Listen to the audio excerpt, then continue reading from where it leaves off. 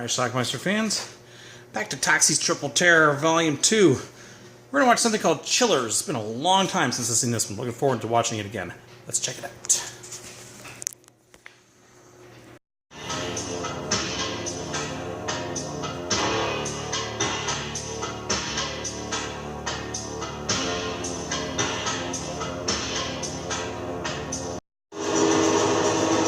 Our movie starts with a few people dropped off at a bus station.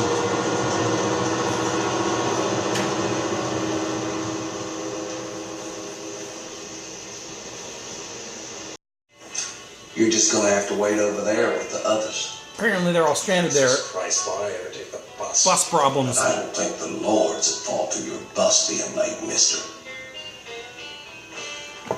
So they'll have to wait till the next bus, which is going to be a while. So one of the patrons at this bus stop is this girl, and she basically tells a story. And this is her story. There she is, swimming in the pool.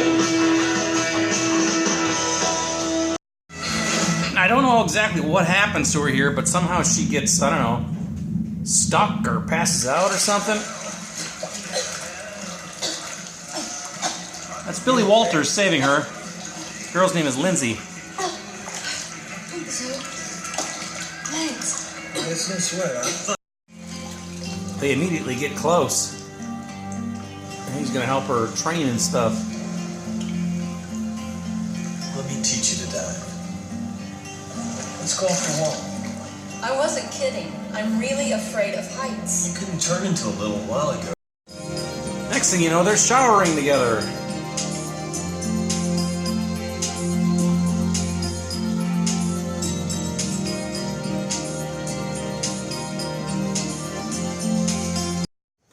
So after the shower, she's dressed and comes on out, and Billy's taking a dive.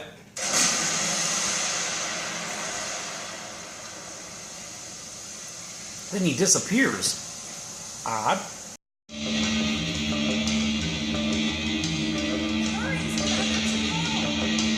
He's missing. Underwater.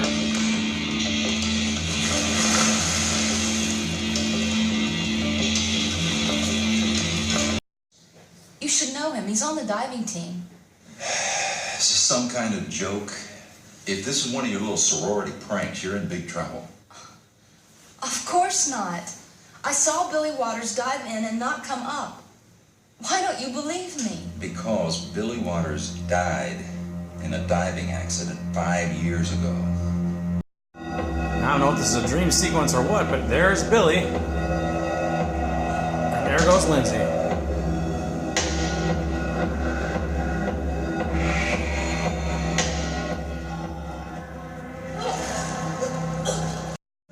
Well, I would have been.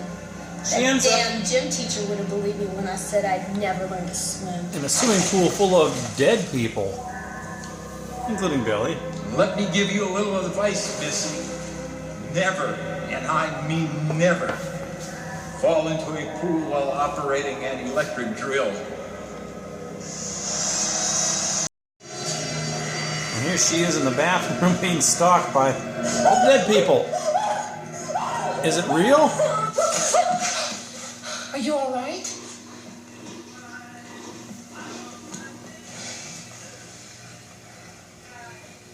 Just had the worst nightmare of my life. Turns out the other four had nightmares the night before too, so they now take turns telling their story. This one's told by that little kid. Make camp here, Mr. Jordan? His name is Mason. Yeah, this may do just fine. Why don't you men call me Bob? What the fuck you think you're doing? They meet a stranger out in the woods.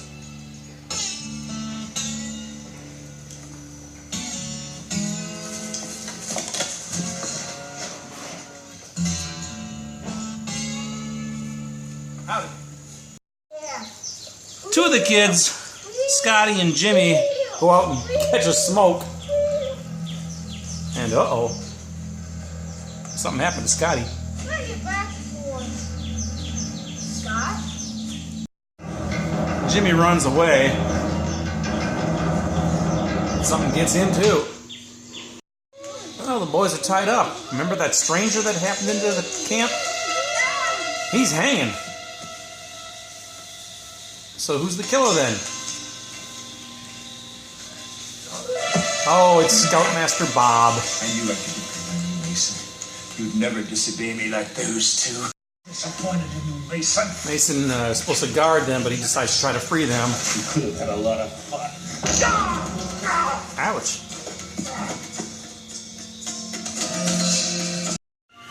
Bob eventually catches up with Mason. Good morning, Mason.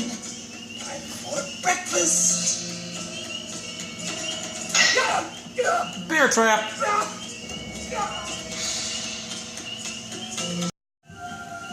He and the boys are trying to escape then.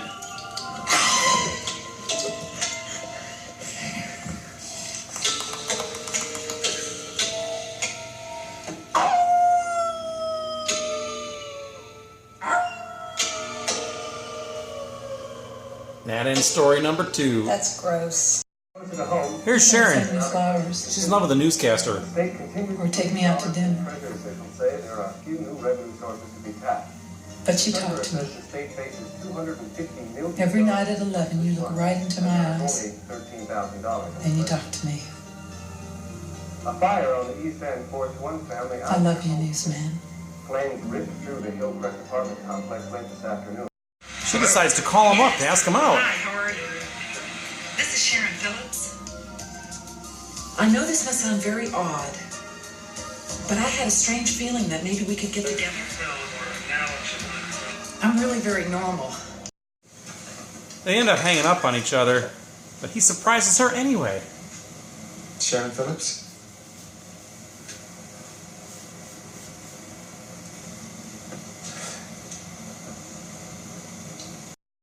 So she invites him in and they have sex.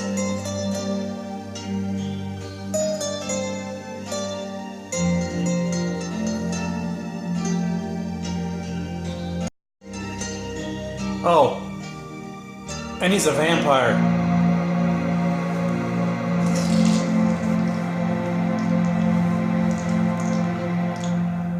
Are you sure it's not for me? The next day, a pizza boy comes by in the same apartment complex. Gets tempted by this chick. Yeah, I think it is yours.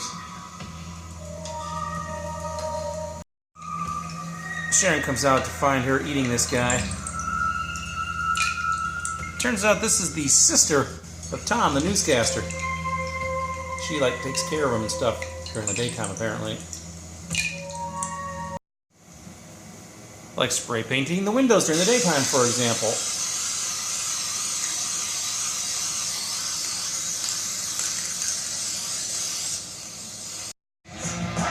Well, Sharon doesn't want to do the vampire, I guess. He told her that she was going to die in a couple of days, but it would be the best couple of days of her life. Music's a little loud, isn't it? Cop shows up to check on the Let's have a look. missing pizza boy, and the two of them flee in different directions, so cop doesn't know what to do.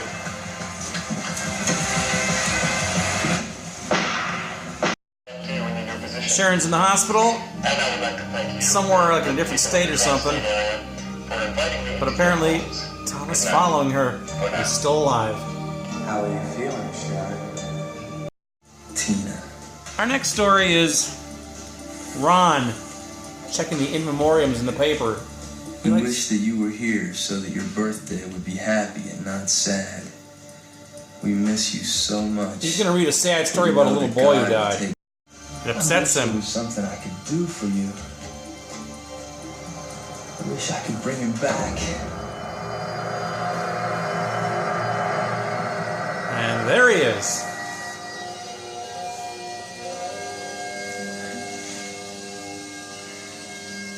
David Lewis? So he sets the boy off near his parents' house, and they're of course overjoyed to see him. Not even remotely confused.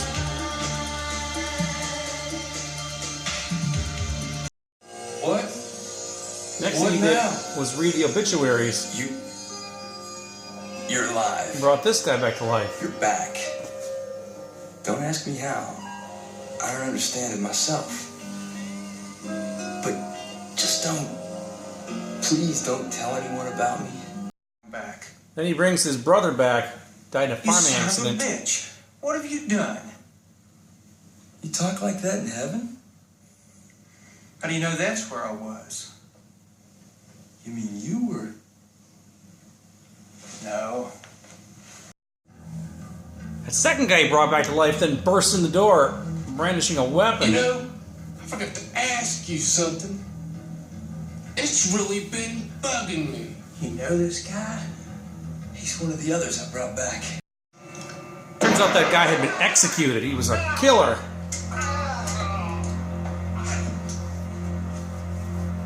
Not a nice man.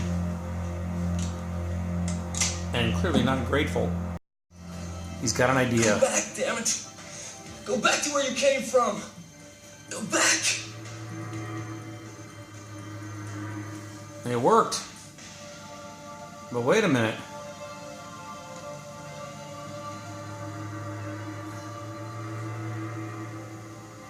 Turns out right underneath that newspaper is a picture of himself.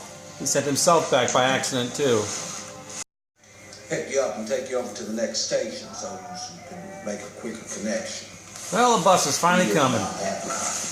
Great. But we have one more story to hear from our PhD professor there. Invincible warrior. He's talking about Ishpay, a warrior. Human sacrifice was commonplace throughout all Mesoamerican cultures. But Ishpay would go to extremes, often offering the hearts of hundreds to the supreme deity. Go to bed. Anyway, there's a dig going on nearby, and two of his kids go out to look at it. It's a dig of some. It's an archaeological dig. And these kids are going to be messing around near where Ishpay may be. So the girl goes a little weird, chanting the Ishpay crap for fun. But uh-oh, you shouldn't have done that.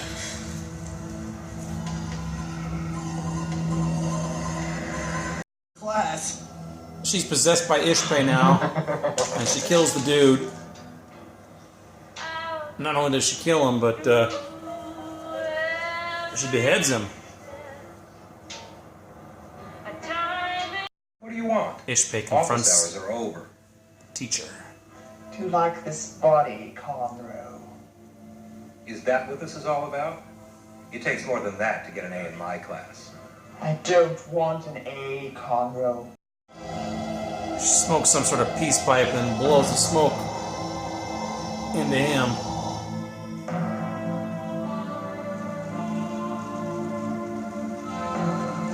Which takes him to this place. And wherever he is a dreamlike state or whatever, but Ishpay's about to take his heart.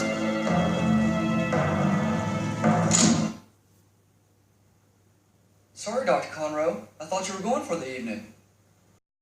Well, Hawk. Anyway, back in class, Ishpay shows up for class. Ishpay. Alarm. Abak.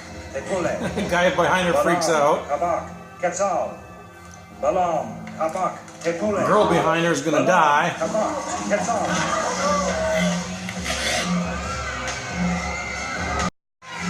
Professor chants all this mumbo jumbo to try to rid the world of Ishpay, but the only way to kill Ishpay is with modern weapons. Goodbye, Ishpay. Anyway, the bus arrives, they all get on, and then they're met by everybody who was in their dreams. There's Billy Waters, and his weird eyes.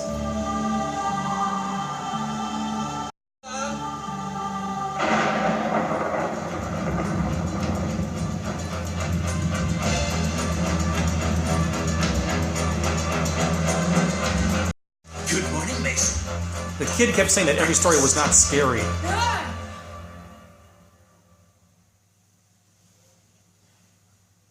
Now that's scary.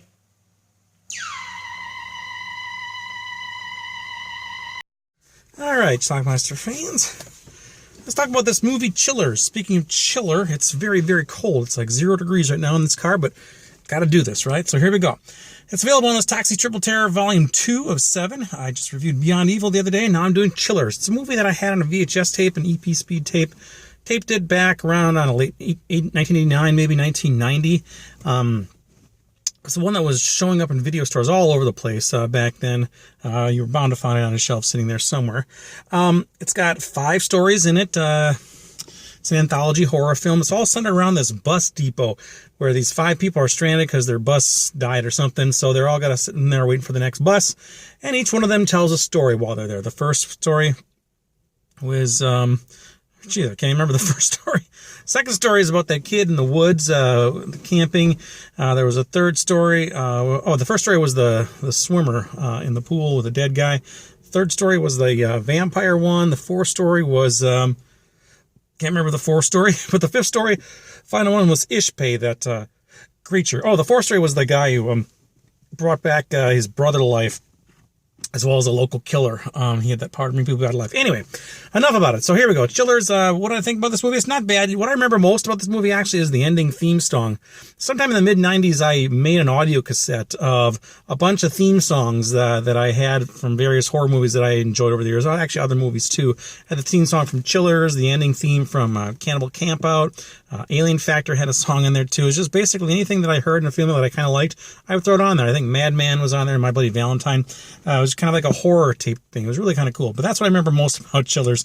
And of course, that creepy guy in the Billy Waters, the swimmer, he had those strange eyes and stuff. That's what I remember most about this. There's one nude scene in this movie, in the opening scene with Billy Waters and the girl, and that's about it. So allegedly the director who did this put out a graphic novel as well, which I think includes these stories as well as other horror stories. I don't know, kind of strange. Most of the people who appeared in this film did nothing else but this film, with the exception of several of them actually did one other film that was also done by the same director, whose name escapes me at the moment. So he did something else in like 1990. This is out in 1987. A lot of crossover between the two films. Other than that, most of the people did nothing else. So anyway, there you go. It's called Chillers. It's available on as Toxie Triple Terror Volume 2.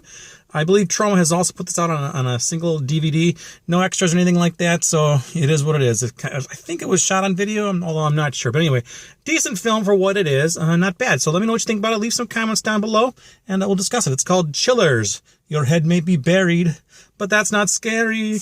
Chillers.